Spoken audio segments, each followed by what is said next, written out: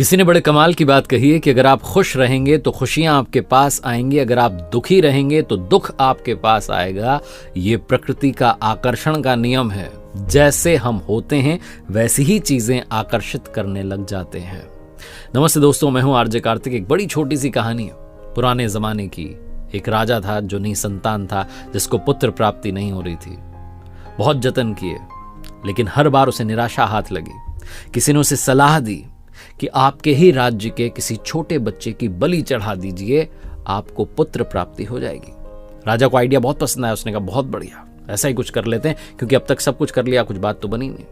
तो उसने मुनादी करवा दी, ढिंढोरा पिटवा दिया अपने राज्य में कि किसी भी परिवार से कोई भी अपने छोटे बच्चे को ला करके राजा को दे दे, उसकी बलि चढ़ाई जाएगी। और जिस परिवार से बच्चा आएगा उस परिवार को बहुत पैसा, बहुत इनाम राजा साहब की तरफ से दिया जाएगा। उस राज्य में गरीब परिवार रहता था, उनके बहुत बच्चे थे। एक छोटा बच्चा था, सबसे छोटा, जो मंदिर जाता था, भक्ति करता था और कुछ करता नहीं था।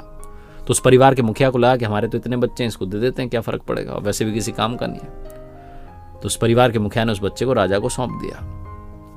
राजा ने अपनी तरफ से बहुत सारा पैसा इनाम दे दिया उस परिवार को। खुश हो गया। अब वो तिथि आई, वो तारीख आई जिस दिन बलि चढ़ानी थी। राजा के मंत्रियों ने, सलाहकारों ने सारी तैयारी करवा ली। राजा का इंतजार था। राजा पहुंचा। बलि चढ़ाने की पूरी तैयारी थी, लेकिन राजा ने बच्चे से कहा कि बेटा, तुम्हारी कोई अंतिम इच्छा है? तो उस बच्चे ने कहा कि हाँ, मेरी अंतिम इच्छा है, बस मुझे रेत का ढेर ला करके दिया जाए। तो रेत मंगवाई गई, मिट्टी जो थी मंगवाई गई।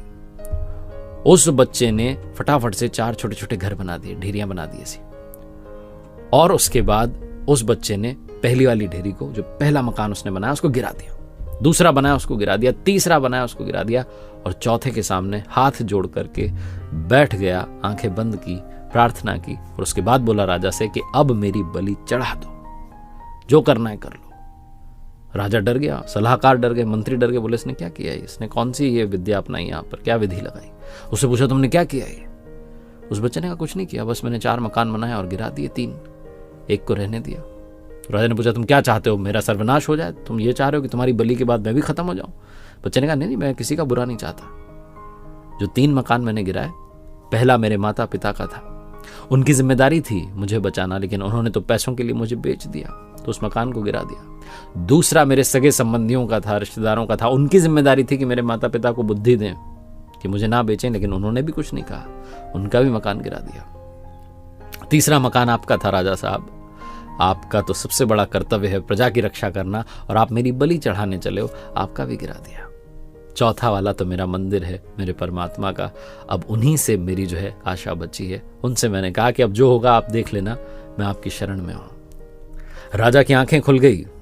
उसे ये रियलाइज हुआ, महसूस हुआ कि कहीं ऐसा ना हो कि इसकी बलि चढ़ाने के बाद भी बेटा प्राप्त नहीं हुआ तो क्या करूंगा।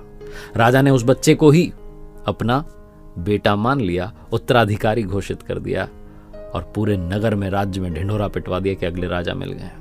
उस परिवार का मुखिया बस मन में जो है एक निराशा लेकर के ही रह गया। छोटी सी कहानी जिसका सार ये समझाता है कि अगर आप उनकी शरण में चले गए तो वो कभी भी आपका अहित नहीं होने देंगे। एक बार फिर से वही बात जो अक्सर आपसे कहता हूं, ऊपर वाले के आशीर्वाद, अपनी मेहनत, अपनों के प्यार के साथ कर दिखाओ कुछ ऐसा कि दुनिया करना चाहे आपके जैसा। देखते रहिए हर सोमवार सुबह 9:30 बजे एक नई कहानी।